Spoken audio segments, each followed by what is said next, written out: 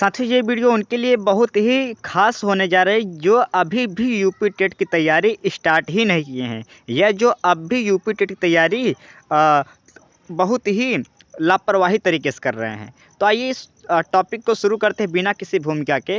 और आप सबसे एक ही रिक्वेस्ट है कि यदि आपके मन में कोई भी प्रश्न हो किसी भी टीचिंग एग्जाम से संबंधित, तो आप इस व्हाट्सएप पे मैसेज करके आप अपने जो है डाउट जो है क्लियर कर सकते हैं। आपकी पूरी हेल्प की जाएगी। तो आइए शुरू करते हैं टॉपिक को। तो इस टॉपिक को शुरू करूँ तो आप सबसे एक ही रिक्वेस्ट है कि जो भी बच्चे अच्छे से यूपी टेट की तैयारी कर रहे हैं या फिर जो बिल्कुल भी लापरवाही नहीं कर रहे हैं, वो बिल्कुल भी इस वीडियो को ना देखें। उनके लिए इस वीडियो में कुछ भी खास नहीं है। लेकिन जो बच्चे को के अंदर अब भी लापरवाही वो अब भी यूपी टेट की तैयारी स्टार्ट ही नहीं किए हैं, तो उनके लिए ही यह एक संदेश है। अब क्या संदेश है इसके बारे में चर्चा करेंगे। तो मेरे ऑफ़लाइन या जो मैं ऑनलाइन कोचिंग कराता हूँ, तो उसमें बच्चे जो हैं वो हमसे एक ही क्वेश्चन पूछते हैं, या जब मैं बच्चों से पूछता हूँ कि सर कि क्या आपने तैयारी स्टार्ट की है, तो बोलने सर कि अभी हमने तैयारी स्टार्ट नहीं किया। और काफ़ी बच्चों में यही एक प्रॉब्लम है। अब जब मैं उनसे कारण पूछता हूँ कि बताओ बेटा तुमने अभी तक तैयारी स्टार्ट क्यों नहीं की, तो उनका 3 ही कारण होता है। एक तो बच्चा बोलता है, या तो बच्चे बोलते हैं कि सर अभी मैं नोटिफिकेशन का इंतज़ार कर रहा हूँ। जब नोटिफिकेशन सरकार द्वारा सूचित हो जाएगा कि इस दिन से फॉर्म भरा जाएगा, इस दिन एग्ज़ाम होगा, तब से मैं तैयारी स्टार्ट करूँगा। एक बच्चा ऐसा बोलता है। और कुछ बच्चे तो ऐसा बोलते हैं कि सर एग्ज़ाम क्या है, निकल जाएगा यूपी टेट, मैंने बहुत वन डे एग्ज़ाम निकाला है। तो यानी वो एग्ज़ाम को हल्के में ले रहा है। एक तीसरा बच्चा है जो दूसरे एग्ज़ाम में लगा हुआ है अभी, ठीक। तो अब ये 2 तरीके से बच्चे हो सकते हैं। या तो जो टीचिंग अन्य एग्ज़ाम केवीएस आदि में लगा होगा तो उसके लिए तो बेस्ट है। एक ऐसा बच्चा है जो बिल्कुल भी एसएससी की तैयारी कर रहा है, वो बोल रहा है कि अरे मैं कर लूँगा। तो बेटा इन तीनों के लिए यही 3 ये बच्चे जो हैं 3 तरह के, यही 3 बहाने बताते हैं। तो मैं इन तीनों के लिए मैं एक ही चीज़ बता दूँ कि जो लोग नोटिफिकेशन का इंतज़ार कर रहे हैं, जो इस एग्ज़ाम को हल्के में ले रहे हैं, या फिर जो अन्य एग्ज़ाम की तैयारी कर रहे हैं, उन्हें लग रहा है कि ये भी मेरा निकल जाएगा, तो मैं एक ही उनके लिए चीज़ बता रहा हूँ कि बेटा आपका जो रिज़ल्ट आने वाला है, यदि आप ये दिमाग में बैठाएँ कि हो जाएगा, आप इस सिलेबस पूरे यूपी टेट सिलेबस को हल्के में लिए हैं। मैं बार-बार बोल रहा हूँ कि हमारा टारगेट क्या है, 125 प्लस टारगेट है कि हमको इस बार इतना-इतना लाना है, नहीं तो हम क्या करेंगे। ये आप केवल इस बार पास नहीं होना, इस बार यूपी टेट में नंबर जुड़ेगा, मैं बार-बार बोल रहा हूँ। और तब भी आप क्या कर रहे हैं, बहाने पे बहाने आप जो है अपने ही पैर पर कुल्हाड़ी मारे। तो जो ये बच्चे तीनों कारण करके बहाना बता रहे हैं और अभी तक तैयारी स्टार्ट ही नहीं की है या फिर लापरवाही कर रहे हैं, मैं बता दूं कि आपके लिए एक ही चीज़ है कि आप जब यूपी टेट की एग्ज़ाम देकर आएंगे और आप जब रिजल्ट देखेंगे तो उसमें 2 ही चीज़ दिखाएगा। या तो आप बिल्कुल फेल हो जाएंगे, यानी आपको 82 और 90 नंबर लाना भी मुश्किल हो जाएगा, 2 चीज़ें। या यदि आप थोड़ा बहुत पढ़ रहे हैं, लापरवाही कर रहे हैं, तो भी आपके लिए एक ही दिक्कत होगा कि आपका पास तो हो जाएगा, लेकिन मेरिट में आप बिल्कुल भी कम रहेंगे, मेरिट में बिल्कुल भी कम रहेंगे। तो जो भी बच्चे तीनों लापरवाही कर रहे हैं, अभी तैयारी स्टार्ट ही नहीं की हुई, उनका अपना रिजल्ट आज ही देख लो चाहे, तो यही रिजल्ट आने वाला है। या तो बेटा आप तुम लोग फेल होगे, या तो मेरिट में नंबर बिल्कुल भी कम आएगा, ये लिख कर रख लेना, ठीक। और दोनों कंडीशन में यदि बेटा आप फेल हो गए तो भी आप सुपर टेट का एग्ज़ाम से बाहर हो जाएंगे। यदि आपका मेरिट में कम आया तो भी आप सुपर टेट के एग्ज़ाम में तो बैठ जाएंगे, लेकिन फाइनल मेरिट से फिर आप बाहर हो जाएंगे। अब यदि आप सुपर टेट से बाहर हो गए तो बेटा समझ लेना कि ये जो लास्ट सुपर टेट की वैकेंसी आने वाली, हो सकता है कि जो इस बार अपेयरिंग है उनको भी बैठने का मौका मिल जाए। और यदि इसमें तुम लोग चूक गए यूपी टेट के या फिर मेरिट में आने से चूक गए, तो बेटा समझ लेना कि अगला 3 साल जो आपका है वो जलील होकर ही जीना पड़ेगा। अगला 3 साल बिल्कुल भी आप क्या करेंगे, आपको जलील होकर ही जीना पड़ेगा, बेइज्जती सह सह के ही जीना पड़ेगा। यही सच्चाई है। मैं सच्चाई को इसलिए बता रहा हूँ ताकि आप अभी होश में आ जाइए। और पूरा आप क्या करेंगे, अगला 3 साल आप मुंह छिपाते फिरेंगे, लोगों से कहते फिरेंगे कि अब सुपर टेट की वैकेंसी आ जाएगी तो मैं निकाल लूँगा। लेकिन बेटा आपके कहने सुपर टेट की भर्ती नहीं आ जाएगी। काफ़ी आपसे पहले भी बच्चे तैयारी करें, उनसे पूछिए कब से इंतज़ार कर रहे हैं। ये आपके लिए बेस्ट मौका है। मैं कह रहा हूँ अभी से लग जाए, मुँह छिपाते हुए फिरोगे, कहीं जगह नहीं मिलेगी कि थोड़ी सी इज्जत का सांस ले लीजिए, ठीक।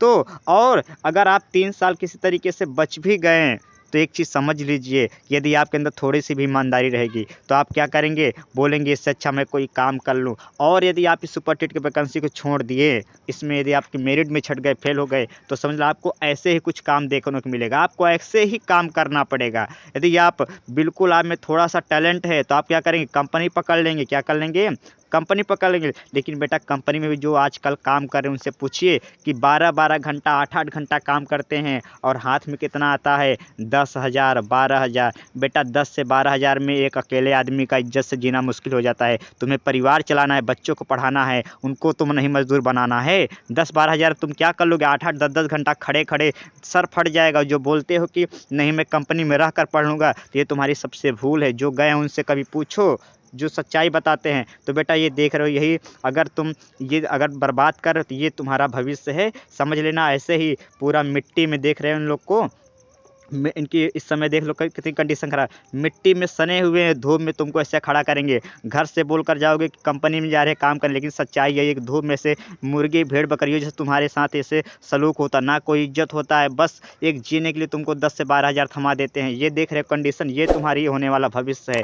अगर तुम सोच रहे हो थोड़ा बहुत पढ़ने से जॉब मिल जाएगी, तो बिल्कुल भी नहीं मिलेगी, यही होने वाला है। और यदि तुम्हें एकदम अगर तुम्हारे अंदर कोई भी स्किल नहीं है, कंपनी में जॉब भी नहीं कर सके, तब देखो तुमको ये करना पड़ेगा। ये दोनों के लिए है, चाहे लड़का हो चाहे लड़की हो, देख रहे हो यही तुमको करना पड़ेगा। ऐसे गांव देश में ईंटा ढोड़ोगे, शहर में ढोओगे, ऐसे लड़की हो तुमको भी करना पड़ेगा। जरूर नहीं कि तुम्हारे पिता जो है अच्छे घर में शादी कर, अगर मान लेते हैं पति तुम्हारा भले इंजीनियर हो, अगर तुम्हारे अंदर कोई क्वालिटी नहीं रहेगा, कोई स्किल नहीं रहेगा, कोई कौशल कोई गुण नहीं रहेगा, तो अगर पति मान लेते हैं एक्सीडेंट हो गया, मर गया या कुछ हो गया, तो बेटा तुमको भी यही करना पड़ेगा। पेट पालने के लिए कुछ न कुछ करना पड़ेगा। इज्जत के साथ करोगे तो ये भी, मैं ये ना अगर कोई काम गंदा होता, लेकिन मैं ये कह रहा हूँ कि ये काम, ये भले लोग कहते हैं दिल खुश करने के लिए, कोई काम गंदा नहीं होता, लेकिन बेटा गंदा होता है, ये समझो।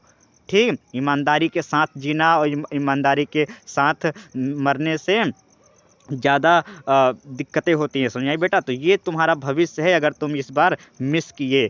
और मैं दिखाता हूँ कि अब कुछ मैं लड़कियों के लिए सब ज़्यादा बोलता हूँ। लड़की ये क्या दिक्कत है, लड़कियों में यही एक प्रॉब्लम होती है कि वो बेटा देखो इसमें 2 फोटो आप लोग देख सकते हैं, ये परिणाम है। अगर तुम लोग नहीं पढ़े तो ये परिणाम है। एक लड़की क्या कर आराम से कुर्सी बैठकर अपना किताब पढ़ रही है, एक लड़की क्या करे पोछा लगा रही है। हो सकता है ये इसकी नौकरानी हो। बेटा तुम लोग अभी क्या कर रहे हो, पति के भरोसे जीना चाह रहे हो, अपने पापा के भरोसे जीना चाह रहे हो, लेकिन यही होगा, पति के कुछ होगा या पति कुछ इधर उधर उसके अंदर कमियां निकल गई, तो बेटा तुम ऐसे ही जीवन जीने के लिए ये काम कर, दूसरों के घर में पोछा तक लगाना पड़ेगा। अगर शहर में चली गई, गांव में हो तो कम से कम मजदूरी करने की तुमको ईंटा ढोने को मिल जाएगी, शहर में जाओगे तो पोछा तक लगाना पड़ेगा। ये तुम्हारी सच्चाई है, ठीक बेटा।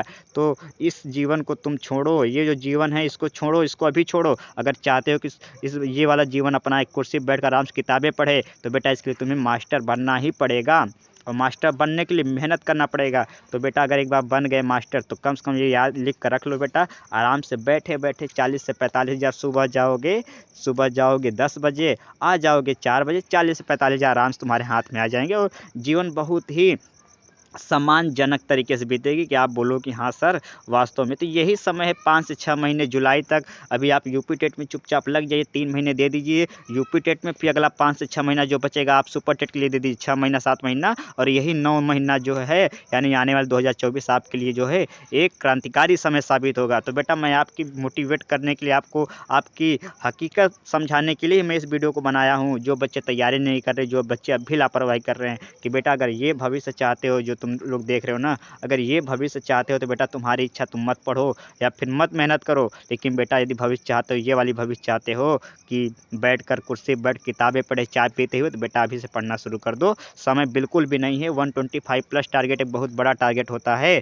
ठीक। तो अभी से लग जाइए। और हाँ, जो बच्चे अभी सो रहे हैं उनको, उनके अंदर हिम्मत ना, इस वीडियो जरूर उनसे शेयर करिए, कम से कम वो होश में आए, पढ़ना शुरू करें। ये उन्हीं बच्चों के लिए मैंने बनाया है जो बच्चे तैयारी स्टार्ट नहीं किए या जो लापरवाही करें। तो उन बच्चों से ये वीडियो शेयर करें, कम से कम वो होश में आए, उन्हें ये देखें कि उनका भविष्य क्या है। ये भविष्य से अच्छा है कि बेटा तुम लोग अपना भविष्य, जो मैं बोल रहा हूँ कि तैयारी कर लो। यूपी टेट का आ गया है, नोटिफिकेशन का इंतजार मत करो, कल यूपी टेट नोटिफिकेशन आ भी जाएगा। मैं कई वीडियो बना भी चुका हूँ यूपी टेट नोटिफिकेशन कब आएगा, और आ भी गया तो बेटा तुम लोग क्या करोगे, पास तो नहीं हो पाओगे ना, तैयारी 2 महीने में नहीं हो पाएगी। तो अभी से लग जाओ और 125 प्लस टारगेट को अभी से दीवार में लिख के चिपका दो। और इसी उम्मीद के साथ कि तुम लोग आज से पढ़ना शुरू कर दोगे। अभी से, आज से ही, कल से नहीं, आज से ही पढ़ना शुरू कर दो। कम से कम 5 से 6 घंटा, जब तक सभी काम को छोड़कर 5 से 6 घंटा बिल्कुल भी जो है आंख बंद करके लगातार पढ़ना है, केवल और केवल यूपी टेट के एग्ज़ाम तक। उसके बाद सीधा 10 दिन आराम, फिर सुपर टेट में लग जाना है। तो बेटा इस सफ़र में हमारे साथ जुड़ जाओ, और जो भी तुम्हें कोई दिक्कत हो, सर क्लास वगैरह नहीं मिला, नोट्स नहीं मिल रहा, तो हमसे संपर्क करो। हम पूरी तुम लोग की हेल्प करेंगे। इस नंबर पर मैसेज करो और जो भी दिक्कतें हो हमें बताओ। तो सुनने के लिए सुनने के लिए यही एक बात मैं एक लास्ट चीज़ और दोहराना चाहता हूँ बेटा, कि बेटा देखो, ये आप बुरा मत मानिए, मैं इसलिए बताया हूँ क्योंकि अभी बच्चे वास्तव में, जो बच्चे अभी नई नई तैयारी कर रहे हैं वो तो बिल्कुल भी बेहोशियार है। जो बच्चे थोड़ा सा एजेड हो गए हैं उनको तो समझ में आ गया होगा कि चीज़ें कितनी ज़्यादा कठिन है, लेकिन जो बच्चे नए नए, वो उनको हवा लगी रहती है कि नहीं हो जाएगा सब कुछ। लेकिन बेटा ऐसा जो बच्चा शुरू करता है उन सभी को लगता होगा एक समय में कि नहीं हो जाएगा, लेकिन उनसे पूछो, ठीक। तो इसी के साथ, एक उम्मीद के साथ कि आप सब आज से मेहनत करना शुरू कर देंगे, इस सेशन को यहीं रखते हैं। सुनने के लिए आप सभी का धन्यवाद।